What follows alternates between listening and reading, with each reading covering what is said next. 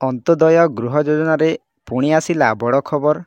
ଆଜି ମୁଁ ଆପଣମାନଙ୍କୁ କହିବି ଏହି ଅନ୍ତୋଦୟ ଗୃହ ଯୋଜନା କେଉଁମାନଙ୍କୁ ମିଳିବ ଏବଂ କ'ଣ କଲେ ଆପଣମାନଙ୍କୁ ଶୀଘ୍ର ମିଳିବ ଏବଂ ସେହି ଅନ୍ତୋଦୟ ଗୃହ ଯୋଜନାଟି ତାରିଖ ମଧ୍ୟ ସରକାର ବଢ଼ାଇଛନ୍ତି ଏବଂ କେତେ ଲକ୍ଷ ଟଙ୍କା ମିଳିବ ଏହି ଅନ୍ତୋଦୟ ଗୃହ ଯୋଜନାରେ ସବୁକିଛି ଡିଟେଲ୍ସ ମୁଁ ଆପଣମାନଙ୍କୁ ଏହି ଭିଡ଼ିଓ ମାଧ୍ୟମରେ କହିବି। ଏବଂ ସରକାର ଗତ ଶୁକ୍ରବାର ଦିନ କ'ଣ ଆଲୋଚନା କରିଛନ୍ତି ଏହି ଅନ୍ତୋଦୟ ଗୃହ ଯୋଜନାରେ ମୁଁ ଆଜି ଏହି ଭିଡ଼ିଓ ମାଧ୍ୟମରେ ସବୁକିଛି ଡିଟେଲ୍ସ କହିବି।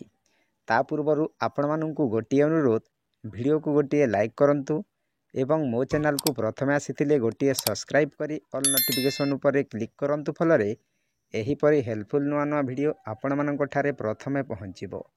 ତ ଡେରି ନ କରି ଚାଲନ୍ତୁ ଭିଡ଼ିଓକୁ ଷ୍ଟାର୍ଟ କରିବା।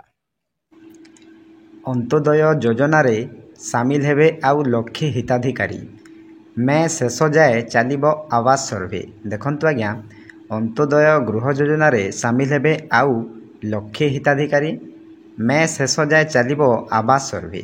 ଦେଖନ୍ତୁ ଆଜ୍ଞା, ମେ ମାସ ଯାଏ ବା ମେ ଶେଷ ଯାଏ ଚାଲିବ ଏହି ସର୍ଭେ। ତ ଦେଖନ୍ତୁ ଖବର କ'ଣ ଆସିଛି। ଧରିତ୍ରୀ ନ୍ୟୁଜ୍ରେ ଆସିଛି ଗତକାଲି। ତ ଆସନ୍ତୁ ଜାଣିବା ଖବର କ'ଣ ରହିଛି।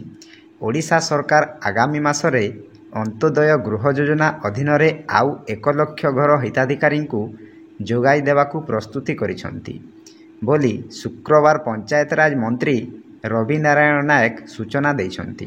ଦେଖନ୍ତୁ ଆଜ୍ଞା, ଓଡ଼ିଶା ସରକାର ଆଗାମୀ ମାସରେ ଅନ୍ତୋଦୟ ଗୃହ ଯୋଜନାରେ ଆଉ 1 ଲକ୍ଷ ଘର ହିତାଧିକାରୀଙ୍କୁ ଯୋଗାଇ ଦେବାକୁ ପ୍ରସ୍ତୁତି କରିଛନ୍ତି।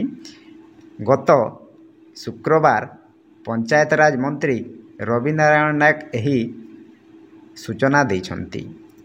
ତାପରେ ରାଜ୍ୟର ଅର୍ଥନୈତିକ ଦୁର୍ବଳ ବର୍ଗଙ୍କୁ ସ୍ଥାୟୀ ଗୃହ ଯୋଗାଇ ଦେବା ପାଇଁ ଯୋଜନାର ଅଂଶ ସ୍ୱରୂପ ଆଗାମୀ 3 ବର୍ଷ ମଧ୍ୟରେ ମୋଟ 5 ଲକ୍ଷ ଘର ନିର୍ମାଣ କରାଯିବ। ଦେଖନ୍ତୁ ଆଜ୍ଞା, ପଞ୍ଚାୟତରାଜ ମନ୍ତ୍ରୀ ସୂଚନା ଦେଇଛନ୍ତି ଯେ ରାଜ୍ୟର ଅର୍ଥନୈତିକ ଦୁର୍ବଳ ବର୍ଗଙ୍କୁ ସ୍ଥାୟୀ ଗୃହ ଯୋଗାଇ ଦେବା ପାଇଁ ଯୋଜନାର ଅଂଶ ସ୍ୱରୂପ ତାପରେ ଆଗାମୀ 3 ବର୍ଷ ମଧ୍ୟରେ ମୋଟ 5 ଲକ୍ଷ ଘର ନିର୍ମାଣ କରାଯିବ ବୋଲି ପଞ୍ଚାୟତରାଜ ମନ୍ତ୍ରୀ କହିଛନ୍ତି। ତ ଦେଖନ୍ତୁ, ଆପଣମାନେ ଯଦି ଯୋଗ୍ୟ ଅଟନ୍ତି ନିହାତି ଏହି ଅନ୍ତୋଦୟ ଗୃହ ଯୋଜନାରେ ସାମିଲ ହୁଅନ୍ତୁ। ଆପଣମାନେ ମଧ୍ୟ ନିଶ୍ଚୟ ଘରଟିଏ ପାଇପାରିବେ। ତ ଆପଣମାନେ ଯୋଗ୍ୟ ନା ଅଯୋଗ୍ୟ କେମିତି ଜାଣିବେ? ମୁଁ ଭିଡ଼ିଓ ଲାଷ୍ଟରେ ଆପଣମାନଙ୍କୁ ଏକ ଭିଡ଼ିଓ ପ୍ରୋଭାଇଡ଼ କରିଛି ବା ଭିଡ଼ିଓ ଡେସ୍କ୍ରିପସନରେ ମୁଁ ଏକ ଲିଙ୍କ୍ ଦେଇଦେଇଛି। ଆପଣମାନେ ସେହି ଲିଙ୍କ୍କୁ କ୍ଲିକ୍ କରି ଆପଣମାନେ ଯୋଗ୍ୟ ନା ଅଯୋଗ୍ୟ ଆପଣମାନେ ନିଶ୍ଚୟ ଜାଣିପାରିବେ। ସେହି ଭିଡ଼ିଓରେ ସବୁକିଛି ଡିଟେଲ୍ସ ଅଛି। କେଉଁମାନେ ଘର ପାଇବେ ଏବଂ କେତେ ଲକ୍ଷ ଟଙ୍କା ଏହି ଘରରେ ଦିଆଯିବ। ତାପରେ ଏହି ଅନ୍ତୋଦୟ ଗୃହ ଯୋଜନା କେବେ ସର୍ଭେ ଏହାର ଶେଷ ତାରିଖ ହେବ ତାହା ମଧ୍ୟ ସେହି ଭିଡ଼ିଓ ମାଧ୍ୟମରେ ସବୁକିଛି ଡିଟେଲ୍ସ ମୁଁ ଆପଣମାନଙ୍କୁ କହିଛି। ତ ଆଜି ଏହି ଭିଡ଼ିଓ ମାଧ୍ୟମରେ ମୁଁ ଆଉ ଥରେ ଆପଣମାନଙ୍କୁ କହୁଛି, ଆପଣମାନେ ଧ୍ୟାନ ଦେଇକି ଶୁଣନ୍ତୁ। ଭିଡ଼ିଓଟି ଟିକେ ଲମ୍ବା ହୋଇପାରେ, ଆପଣମାନେ ମ୍ୟାନେଜ୍ କରିବେ। ତ ଦେଖନ୍ତୁ, ଏହି ଅନ୍ତୋଦୟ ଗୃହ ଯୋଜନାରେ କେଉଁମାନଙ୍କୁ ମିଳିବ ନା ଯେଉଁମାନେ ବିଧବା ହୋଇଥିବେ। ତ ଦେଖନ୍ତୁ ଆଜ୍ଞା, ଯେଉଁମାନେ ବିଧବା ହୋଇଥିବେ ସେମାନଙ୍କୁ ଏହି ଅନ୍ତୋଦୟ ଗୃହ ଯୋଜନାଟି ମିଳିପାରିବ। ତାପରେ ଯେଉଁମାନେ ଦୁରାରୋଗରେ ପୀଡ଼ିତ ହୋଇଥିବେ, ଦେଖନ୍ତୁ ଆଜ୍ଞା, ବହୁତ ରୋଗୀ ଅଛନ୍ତି ଏବେ ମଧ୍ୟ ସେମାନେ ବର୍ଷ ବର୍ଷ ଧରି ଏକ ରୋଗରେ ପୀଡ଼ିତ ଅଛନ୍ତି। ସେମାନଙ୍କୁ ଏହି ଅନ୍ତୋଦୟ ଗୃହ ଯୋଜନାଟିଏ ମିଳିପାରିବ। ତାପରେ ଦେଖନ୍ତୁ, ନିଆଁରେ ପୋଡ଼ି ହୋଇଥିବା ଘର। ଦେଖନ୍ତୁ ଆଜ୍ଞା, ଯେଉଁମାନଙ୍କର ନିଆଁରେ ଘର ପୋଡ଼ିଯାଇଛି ସେମାନଙ୍କୁ ଏହି ଅନ୍ତୋଦୟ ଗୃହ ଯୋଜନାଟିଏ ମିଳିପାରିବ। ଆପଣମାନେ ଯଦି ଏହିପରି ଅବସ୍ଥାରେ ଅଛନ୍ତି ତାହେଲେ ଅନ୍ତୋଦୟ ଗୃହ ଯୋଜନାରେ ସାମିଲ ହୁଅନ୍ତୁ ବା ଆବେଦନ କରନ୍ତୁ। ଆପଣମାନେ ନିଶ୍ଚୟ ଭାବରେ ଏହି ଅନ୍ତୋଦୟ ଗୃହ ଯୋଜନାଟିଏ ପାଇପାରିବେ। ତାପରେ ବନ୍ୟା ବାତ୍ୟାରେ ଯେଉଁମାନଙ୍କର ଘର ଭାସିଯାଇଛି ସେମାନଙ୍କୁ ମଧ୍ୟ ଏହି ଅନ୍ତୋଦୟ ଗୃହ ଯୋଜନାରେ ସାମିଲ ହୋଇପାରିବେ। ତ ଆପଣମାନେ ଯଦି ଏହିପରି ଅବସ୍ଥାରେ ଅଛନ୍ତି ଆପଣମାନଙ୍କର ପିଇଓ କିମ୍ବା ସରପଞ୍ଚ ସହିତ ଯୋଗାଯୋଗ କରନ୍ତୁ। ଆପଣମାନଙ୍କୁ ନିଶ୍ଚୟ ଏହି ଅନ୍ତୋଦୟ ଗୃହ ଯୋଜନାଟିଏ ଆପଣମାନଙ୍କୁ ମିଳିପାରିବ। ତାପରେ ପ୍ରଥମ ପର୍ଯ୍ୟାୟରେ 60,000 ହିତାଧିକାରୀଙ୍କୁ ଏହି ଯୋଜନାରେ ସାମିଲ କରାଯାଇ ସାରିଛି।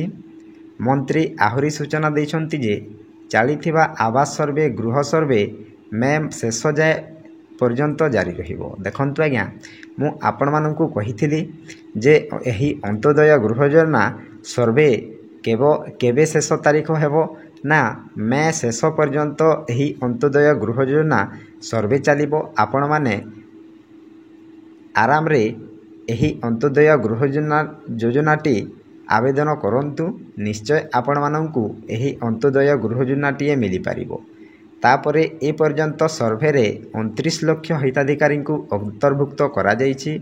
ଅଧିକ ଅଂଶଗ୍ରହଣ ନିଶ୍ଚିତ କରିବା ପାଇଁ ରାଜ୍ୟବ୍ୟାପୀ ଏକ ବୃହତ୍ ସର୍ଭେ ମଧ୍ୟ ଚଳାଯାଇଥିଲା ବୋଲି ସେ କହିଛନ୍ତି। ଦେଖନ୍ତୁ ଆଜ୍ଞା, ଏପର୍ଯ୍ୟନ୍ତ 29 ଲକ୍ଷ ହିତାଧିକାରୀଙ୍କୁ ଅନ୍ତର୍ଭୁକ୍ତ କରାଯାଇଛି। ଅଧିକ ଅଂଶଗ୍ରହଣ ନିଶ୍ଚିତ କରିବା ପାଇଁ ରାଜ୍ୟବ୍ୟାପୀ ଏକ ବୃହତ୍ ସର୍ଭେ ମଧ୍ୟ ଚଳାଯାଇଥିଲା ବୋଲି ସେ କହିଛନ୍ତି। ତ ଅନ୍ତୋଦୟ ଗୃହ ଯୋଜନାରେ ଅନେକ ହିତାଧିକାରୀ ସାମିଲ ହୋଇ ସାରିଲେଣି, ୱାର୍କର ମଧ୍ୟ ପାଇସାରିଲେଣି, ସେମାନଙ୍କର ଘର ଆରମ୍ଭ ହୋଇଗଲାଣି। ତ ଆପଣମାନେ ଯଦି ଯୋଗ୍ୟ ଅଟନ୍ତି ନିଶ୍ଚୟ ଏହି ଅନ୍ତୋଦୟ ଗୃହ ଯୋଜନାରେ ଆବେଦନ କରନ୍ତୁ। ଆପଣମାନେ ନିଶ୍ଚୟ ଏହି ଅନ୍ତୋଦୟ ଗୃହ ଯୋଜନାଟିଏ ପାଇପାରିବେ। ତାପରେ ଦେଖନ୍ତୁ, ଆପଣମାନେ ଏହି ଅନ୍ତୋଦୟ ଗୃହ ଯୋଜନାରେ 1,20,000 ଟଙ୍କା ଆପଣମାନଙ୍କୁ ମିଳିପାରିବ।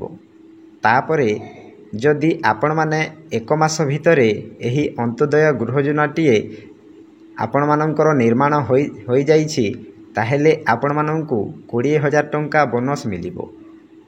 ଯଦି ଆପଣମାନେ 2 ମାସ ଭିତରେ ସାରି ଦେଉଛନ୍ତି ତାହେଲେ ଆପଣମାନଙ୍କୁ 10,000 ଟଙ୍କା ବୋନସ୍ ଆପଣମାନଙ୍କୁ ଦିଆଯିବ। ତ ଆପଣମାନେ ଏହିପରି ଆବେଦନ କରନ୍ତୁ। ନିଶ୍ଚୟ ଆପଣମାନଙ୍କୁ ଏକ ଅନ୍ତୋଦୟ ଗୃହ ଯୋଜନାଟିଏ ମିଳିପାରିବ। ତ ଭିଡ଼ିଓଟି ଯଦି ଭଲ ଲାଗିଥାଏ ଗୋଟିଏ ଲାଇକ୍ କରନ୍ତୁ ଏବଂ ମୋ ଚ୍ୟାନେଲକୁ ପ୍ରଥମେ ଆସିଥିଲେ ଗୋଟିଏ ସବସ୍କ୍ରାଇବ୍ କରି ଅଲ୍ ନୋଟିଫିକେସନ୍ ଉପରେ କ୍ଲିକ୍ କରନ୍ତୁ। ଫଳରେ ଏହିପରି ହେଲ୍ପଫୁଲ୍ ନୂଆ ନୂଆ ଭିଡ଼ିଓ ଆପଣମାନଙ୍କ ଠାରେ ପ୍ରଥମେ ପହଞ୍ଚିବ। ତ ଭିଡ଼ିଓକୁ ଏଇଠି ଏଣ୍ଡ କରୁଛି। ଜୟ ଜଗନ୍ନାଥ।